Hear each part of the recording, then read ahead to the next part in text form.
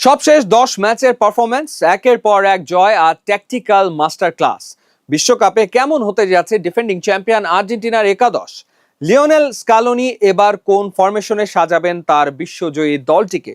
Messi কি তার চেনা রাইট উইংয়ে খেলবেন নাকি মাঝমাঠ থেকে খেলা নিয়ন্ত্রণ করবেন? আর ইনজুরি ও তরুণ তুর্কিদের ভিড়ে কার কপাল পুড়ছে আর কার কপাল খুলছে?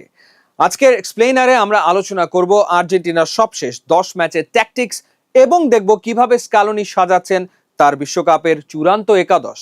আপনি যদি আলবি সেলেস্তে ভক্ত হন তবে ভিডিওটি আপনার জন্য মাস্ট ওয়াচ। স্কালোনির সবচেয়ে বড় শক্তি হলো তার ট্যাকটিক্যাল ফ্লেক্সিবিলিটি বা নমনীয়তা। সবশেষ ১০ ম্যাচে আমরা দেখেছি তিনি মূলত 4-3-3 ফরমেশন দিয়ে খেলা শুরু করলেও ম্যাচের পরিস্থিতি অনুযায়ী তা মুহূর্তের মধ্যে 4-4-2 কিংবা 4-2-3-1 এ রূপ নেয়। তবে বিশ্বকাপে স্কালোনির ফার্স্ট চয়েস ফরমেশন হতে যাচ্ছে সেই চিরচেনা হাইব্রিড 4-3-3, যেখানে বল পজিশন এবং মাঝ মাঠের নিয়ন্ত্রণই হবে মূল চাবিকাঠি।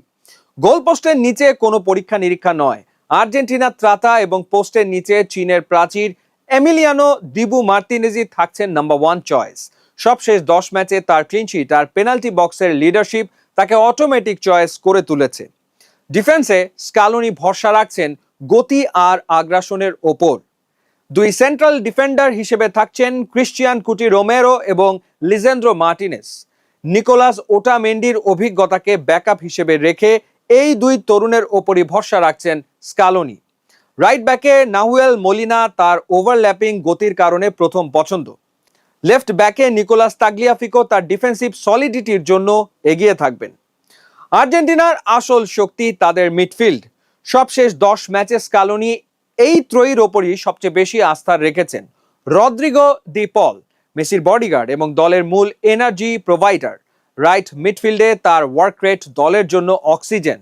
Enzo Fernandez, deep lying playmaker বা হোল্ডিং মিডফিল্ডার হিসেবে এনজো খেলবেন, যিনি নিচ থেকে খেলা বিল্ড আপ করবেন। Alexis Mac Allister, box to box midfielder হিসেবে লেফট সেন্ট্রাল পজিশনে খেলবেন ম্যাক অ্যালিস্টার, যিনি ডিফেন্স ও অ্যাটাকের মধ্যে সেতু বন্ধন তৈরি করবেন। সবশেষ ম্যাচগুলোর দিকে তাকালে আর্জেন্টিনার আক্রমণ ভাগকে সবচেয়ে ভয়ঙ্কর দেখায়। লিওনেল মেসি ফ্রি রোল নাকি রাইট উইং? মেসি কাগজে কলমে রাইট উইংয়ে শুরু করলেও আসলে তিনি খেলবেন একটি ফ্রি রোলে। মাঝ মাঠে নেমে এসে বল রিসিভ করা এবং থ্রু পাস বাড়ানোই হবে তার কাজ। লাউতারো মার্টিনেজ নাম্বার 9, সবশেষ ১০ ম্যাচে লাউতারোর গোল স্কোরিং ফর্ম দুর্দান্ত। দলের মেইন স্ট্রাইকার বা নাম্বার 9 পজিশনে তিনিই থাকছেন। হুলিয়ান আলভারেজ থাকবেন সুপার সাব বা ট্যাকটিক্যাল চেঞ্জের জন্য। আনহেল ডি মারিয়ার অবসরের পর লেফট উইংটা এখন সবচেয়ে বড় আলোচনার বিষয়। সবশেষ ম্যাচগুলোতে স্কালোনি এখানে নিকোলাস গঞ্জালেসকে ব্যবহার করেছেন তার ডিফেন্সিভ ট্র্যাকিং এর জন্য। তাহলে স্কালোনির মূল গেম প্ল্যানটা কি? সবশেষ ১০ ম্যাচে দেখা গেছে আর্জেন্টিনা এখন আর কেবল কাউন্টার অ্যাটাকিং দল নয়, তারা বল নিজেদের পায়ে রেখে স্লো ফাস্ট ছন্দে খেলে। মেসি যখন নিচে নেমে আসেন তখন মলিনা রাইট উইং দিয়ে ওপরে উঠে যান এবং ডি পল ডিফেন্স কভার করেন। আবার লাউতারো মার্টিনেজ প্রতিপক্ষের ডিফেন্ডারদের ব্যস্ত রাখেন যাতে মেসি বা ম্যাক অ্যালিস্টার হাফ স্পেসে ফাঁকা জায়গা পান। অর্থাৎ স্কালোনির দল পজিশনাল ফুটবল আর হাই প্রেসিং এর এক নিখুঁত মিশ্রণ। সব মিলিয়ে স্কালোনির এই আর্জেন্টিনা একাদশ যেমন ব্যালেন্সড তেমনি অভিজ্ঞতায় ঠাসা। বেঞ্চে হুলিয়ান আলভারেস, লিয়ান্দ্রো পারদেস কিংবা নিকো পাস থাকায় এই দলটিকে হারানো যে কোনো প্রতিপক্ষের জন্যই হবে এক বিরাট চ্যালেঞ্জ। আপনার কি মনে হয়, এই একাদশ নিয়ে কি আর্জেন্টিনা আবার বিশ্বজয় করতে পারবে?